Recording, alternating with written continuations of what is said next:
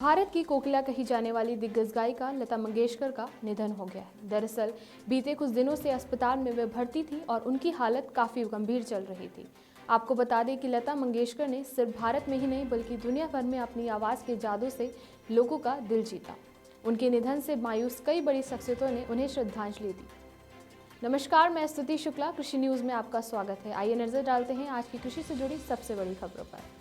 भारी बारिश से खरीफ फसलों को हुए नुकसान के एवज में हरियाणा सरकार ने मुआवजे की घोषणा कर दी है, जिसके चलते आने वाले कुछ दिनों में किसानों के बैंक अकाउंट में पैसे भेज दिए जाएंगे। दरअसल राज्य सरकार ने मुआवजा के लिए 561 करोड़ रुपए की राशि को जारी किया, तो वहीं खरीफ सीजन में हुई बारिश के कारण फसलों को काफी नुकसान पहुंचा था। इसके बाद प्रभावित किसानों ने मुआवजे के लिए आवेदन दिया था। मध्य प्रदेश के किसानों को अपनी उपज बेचने के 1 महीने से अधिक समय बाद भी पैसा नहीं मिला, जिससे राज्य के किसानों ने न्यूनतम समर्थन मूल्य पर ज्वार और बाजरा की भारतीय खाद्य निगम को बिक्री की थी।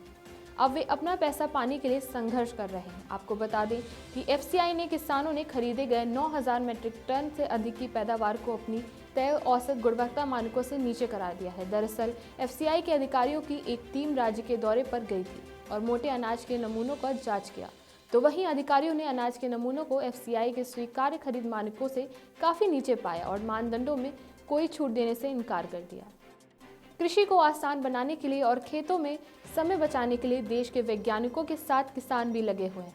ऐसे में केरल के केसी प्रभाकरण भी एक ऐसे ही किसान हैं जिन्होंने अपने देसी जुगाड़ के जरिए खेतों में पौधा रोपाई करने की मशीन बनाई। इसके जरिए वो आसानी से काम कर रहे हैं। आपको बता दें कि उन्होंने जो रोपाई मशीन बनाई है, इसके लिए उन्होंने घर की बेकार पड़ी वस्तुओं का इस्तेमाल किया है, जिसके लिए उन्होंने GI pipe, collector, aluminium plate, steel pipe, spring और अन्य उपकरणों का इस्तेमाल किया है।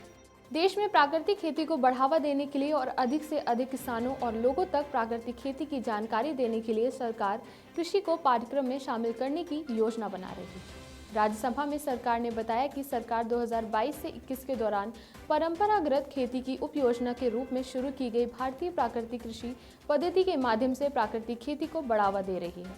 इसके अलावा प्राकृतिक खेती सहित पारंपरिक और स्वदेशी प्रथाओं को बढ़ावा देने के लिए कृषि विकास योजना चलाई जा रही है। कृषि जागरण द्वारा 8 फरवरी को दोपहर 3 बजे से बजट की बात किसानों के साथ विषय पर एक लाइव सत्र का आयोजन किया जाएगा, जहां पर बजट के बारे में क्या कहते हैं किसान, इस बारे में क्या है उनके विचार पर चर्चा की जाएगी।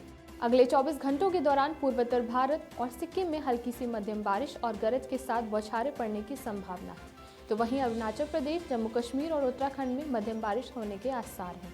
इसी तरीके की अन्य खबरों के लिए जुड़े रहिए कृषि जागरण के साथ। धन्यवाद।